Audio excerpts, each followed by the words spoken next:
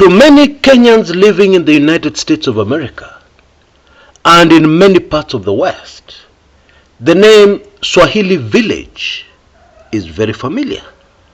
It is a restaurant huko kwa wazungu that serves authentic Kenyan dishes, African dishes.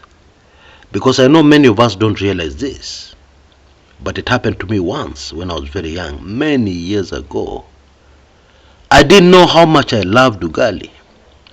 In my opinion, in those days, ugali was not an issue to me.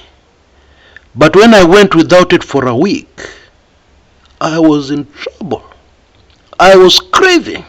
Anyway, this establishment, owned by Kenyan, Kevin Onyona, is in trouble. Why? Because the Washington D.C. government has prosecuted the establishment for what they call theft, alleged theft. Allah? They are saying theft from employees. Ai? Hawa wazungu na kizungu yao wanachanganya sana. It is alleged that Swahili Village contravened the minimum wage law. Yani the workers working there were being grossly underpaid. They're also saying that the 20% gratuity put on every bill at Swahili Village, this money is supposed to benefit workers. They're saying that the organization takes a significant chunk of that money. These are the allegations.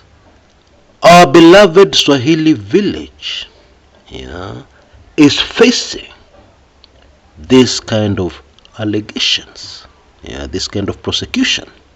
But there are a few things here that raise a few question marks.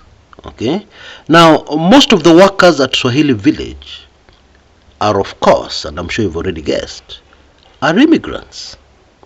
People have come into the United States. Na wengine bado wanapanga makaratasi yao, and others are in the process of getting their papers in order, in order to stay in the US. So that's the first point. And then the other thing that caught my eye is that it is said that the DC wakubwa received complaints. And where did these complaints come from? Of course, they must have come from the workers at Swahili Village. What? Now this raises another topic which I want us to discuss briefly. Unajua sisi wa Afrika tuko na tabia mbaya sana. Na hiyo tabia inaitwa wivu. Okay? We don't like it when our fellow African, our fellow Kenyan makes some progress. And I don't know why something is telling me that a lot of these problems may have started after the Swahili Village got a lot of publicity back home here in Kenya, through one of the media houses that paid the establishment a visit and sampled the dishes, and told us that Kenyans who are living in the diaspora are happy because at least they can travel to eat some authentic ugali or nyama choma or goat meat from back home. Okay? Something is telling me hapo ndo shida ilianza. I think you get my drift. And please don't get me wrong, I'm not defending anybody.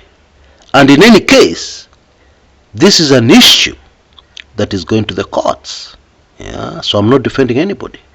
I'm just talking about tabia mbaya ya Wakenya, ya wivu. Can I call it crab mentality? Where if one of our own does well, we are not happy. In fact, we're very angry. How? How can this guy make it? I don't think he's intelligent like me. Etc., etc. So you know how they trap crabs? along the beach. They do it with an open bucket.